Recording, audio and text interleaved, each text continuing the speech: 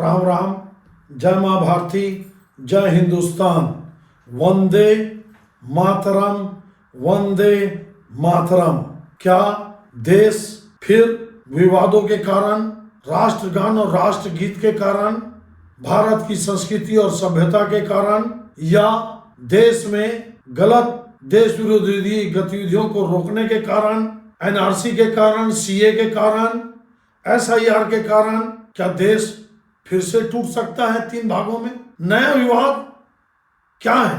आप सबको पता है, वंदे मातरम देशभक्तों की एक ऐसी प्रेरणा गीत रहा 1937 तक। लेकिन ऐसा क्या हुआ कि जब सिर्फ 2 ही स्टेंजा संविधान में लिए गए, क्यों इसको छोड़ा गया?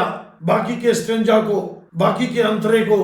क्या वंदे मातरम जिसको संविधान ने अपनाया, अब उसका भी विरोध हो रहा है? देश में बैठे सांसद इमरान मसूद से लेकर ना जाने नेशनल कॉन्फ्रेंस के कितने सारे लोग, जौहर बर्कमान, जौहर जो समाजवादी पार्टी के सांसद हैं पश्चिमी उत्तर प्रदेश से, क्या ये भी अब संविधान को नहीं मानेंगे?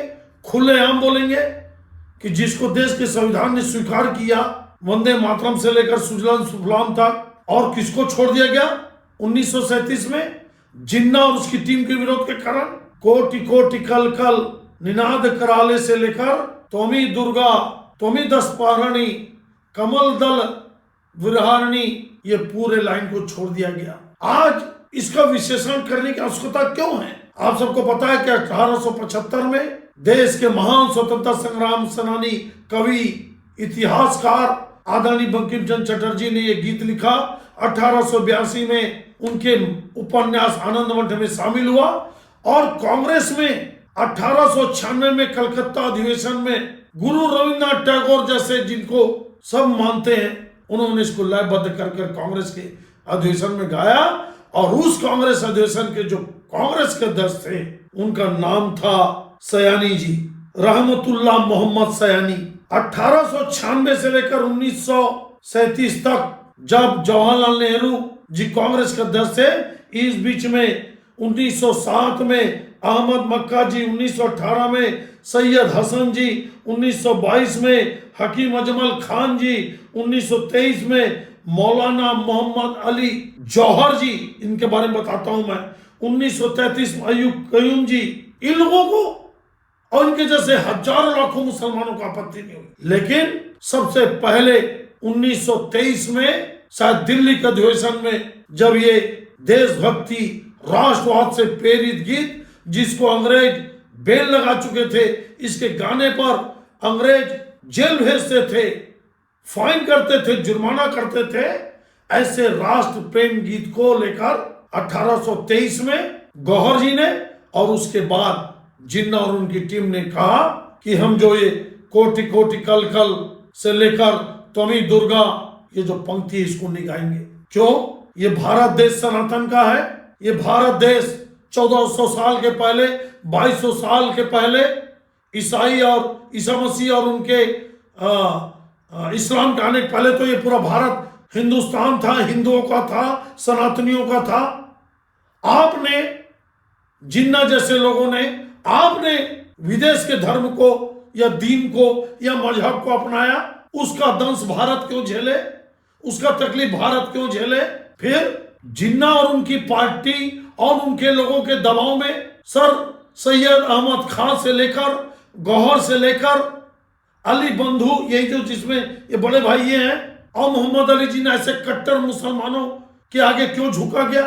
चाहे नेहरू जी झुके हो, चाहे सरदार पटेल जी झुके हो, चाहे महात्मा गांधी झुके हो, कोई भी झुका हो। 1896 से लेकर 1937 तक लगभग 40-42 साल ये राष्ट्रवाद का प्रेरणादायक गीत था, देशभक्ति से उत्प्रोत गीत था।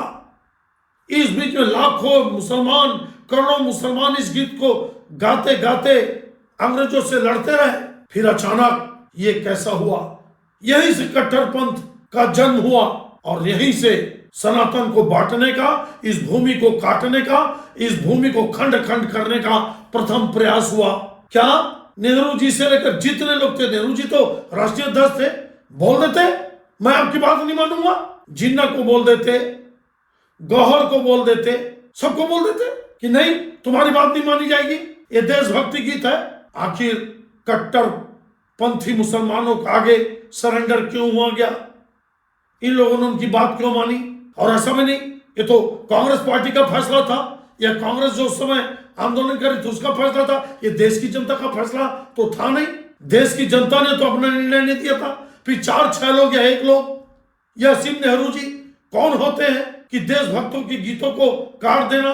और फिर जब 1947 में देश बढ़ गया, ये पूरे कट्टरपंथी लोग जो वंदे मातरम का विरोध किए, 2 अंतरा का, कोटि कोटि कल से लेकर तो मामी दुर्गा को लेकर, ये तो सब पाकिस्तान चल दिए। ये कट्टरपंथी मुसलमान निकल गए, देश छोड़ दिए, देश के खंड टुकड़े कर दिए, 3 टुकड़े हुए। तो फिर 1950 में पूरा वंदे मातरम क्यों नहीं लिया गया?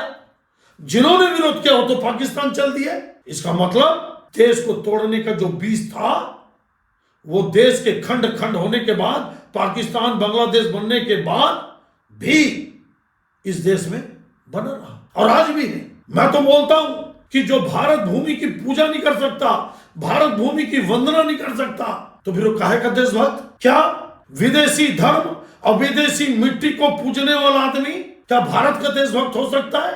और इस देश में लाखों मुसलमान ऐसे हैं, करोड़ों होंगे, जिनको वंदे मातरम गाने से कोई तकलीफ नहीं है। क्या मोदी जी, क्या अमित शाह जी, बंकिम चंद्र चटर्जी जी के पूरे वंदे मातरम को पूरा राष्ट्रगीत बनाएंगे? क्या राष्ट्रगान और राष्ट्रगीत में कोई समझौता नहीं होने देंगे? और जिनको इनसे तकलीफ है, जिनको भारत की मिट्टी की वंदना से तकलीफ है, क्या उनको सांसद और विधायक बनने से रोका जाएगा?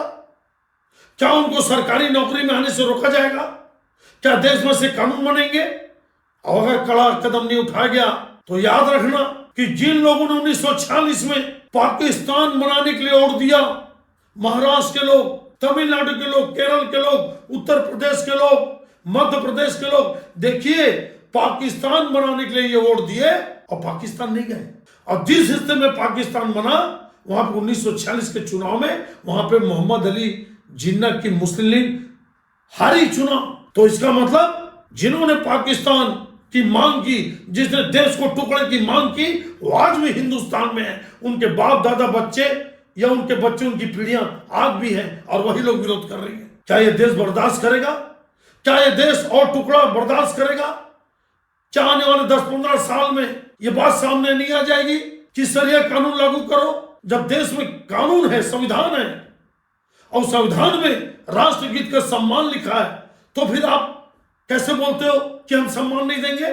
खुला चैलेंज है देश को, खुला चैलेंज है संविधान को, खुला चैलेंज है इस भारत की पवित्र भूमि को। बहाने तरह तरह के, मेरे को लगता है कि इन भावनाओं को कुचल देना चाहिए। अगर आप भारत देश में हैं तो भारत की मिट्टी से प्रेम करना पड़ेगा। और भारत माता, भारत माँ की मिट्टी है। बॉर्डर में जो सेना के जवान तैनात हैं वो भारत की मिट्टी के लिए तैनात है, वो किसी एक व्यक्ति के लिए तैनात नहीं है।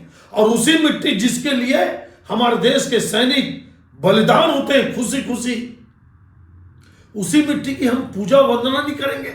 ऐसा बोलते हो आप? जिन्ना की भाषा, जिस गीत से अंग्रेजों को तकलीफ, जिस गीत से देश के दुश्मनों को तकलीफ, आज उसी गीत को नहीं गाएंगे। हमारे देश के संसद में बैठे हुए लोग बोलते हैं। मेरे को लगता है कि देश में अगर केंद्रीय नेतृत्व कमजोर हुआ, देश में बैठा हुआ राजा अगर कमजोर हुआ, तो देश के टुकड़े होंगे। आप लिख लीजिए, क्योंकि देश को टुकड़ा करने का बीज प्रमुख रूप से 1937 में ही जन्म ले लिया था, जिसकी परिणति 1947 में हुई। और अगर देश का राजा, देश का प्रधानमंत्री, देश का गृह मंत्री कमजोर हुआ, तो ये कट्टरपंथी लोग भारत की भूमि को फिर से काटने का प्रयास करेंगे। ये नहीं होने देना चाहिए, किसी कीमत में नहीं। ये देश आज का नहीं है, हजारों सालों की भूमि है। प्रभु राम जी इस मिट्टी की वंदना करते हैं, जननी जन्मभूमि से इस मिट्टी को प्रणाम करते हैं। ये राम की मिट्टी है, ये भगवान कृष्ण की मिट्टी है, ये तुलसीदास जी की मिट्टी है, ये वाल्मीकि भगवान की मिट्टी है, ये संत महात्माओं की जननी है। यहां पर देश की मिट्टी से तो प्रेम करना ही पड़ेगा। फिर याद करिए आप, ये वही देश है जब तुर्की में खिलाफत, मुस्लिमों के खलीफा को लेकर आंदोलन हुआ, तो अली ब्रदर्स, ये शौकत अली और आपका मोहम्मद अली के नेतृत्व में महात्मा गांधी ने तुर्की में मुसलमानों का खलीफा कैसा होना चाहिए, उसके लिए हिंदुस्तान में पूरे हिंदुओं को झोंक दिया गया और हजार हिंदू मार दिए गए कट्टरपंथी इन्हीं मुसलमानों के द्वारा 1920-21 में केरल में। क्या हिंदू, क्या हिंदुस्तान, क्या सनातन, क्या मेरी भारत की मिट्टी, क्या इन चरमपंथियों के, मलेच्छों के, कट्टरपंथियों के सामने झुक जाएगी? कभी नहीं। मेरे को लगता है कि 150 साल के वंदे मातरम के इस गीत पर, और याद रखना राष्ट्रगान को उस समय तक तो राष्ट्रगीत देश की प्रेम की भावना उतने माना नहीं जाता था जितना वंदे मातरम को माना जाता था। हर देशभक्त अंग्रेजों से और बंग भंग 1905 के आंदोलन में अंग्रेजों से लड़ने के लिए इस गीत को गा गा कर अपने प्राणों की आहुति दी। आज उसी गीत को गाने में कुछ कट्टरपंथियों को आपत्ति है। अब आप बताइए कि अगर देश में केंद्र में मजबूत सरकार नहीं रहेगी तो क्या ये देश, ये मिट्टी फिर खन खन नहीं बढ़ जाएगी? आप क्या सोचते हैं?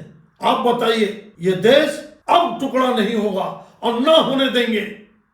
जिसको इस देश की मिट्टी से प्रेम नहीं, जिसको लगता है कि विदेश का मजहब, विदेश का दीन, विदेश का तीज त्योहार उसको पसंद है, वो भारत छोड़कर जा सकता है। ये देश अब अपनी मिट्टी, अपनी सुगंध, अपनी ताकत को नहीं खोएगा और न देश के टुकड़े होने दिया जाएगा। ये विश्लेषण, ये आकलन, ये समीक्षा आपको कैसा लगा आप जरूर बताइए। और पूरा वंदे मातरम गीत सुजलाम सुफलाम से लेकर अंतिम अंतरे तक, त्वमी दुर्गा तक पूरा आप गाइए अपने घरों में और इसको देशभक्तों के बीच में प्रेरित करिए। ये मेरे देश की मिट्टी का गीत है, हमारे प्राणों का गीत है, हमारे देशभक्ति की पहचान है और इस मिट्टी के प्रति हमारे कर्तव्य की भावना है। आप सबका धन्यवाद। अच्छा लगने पर मेरे चैनल को जरूर सब्सक्राइब करिएगा। जय हिंद, जय छत्तीसगढ़, वंदे मातरम, वंदे मातरम।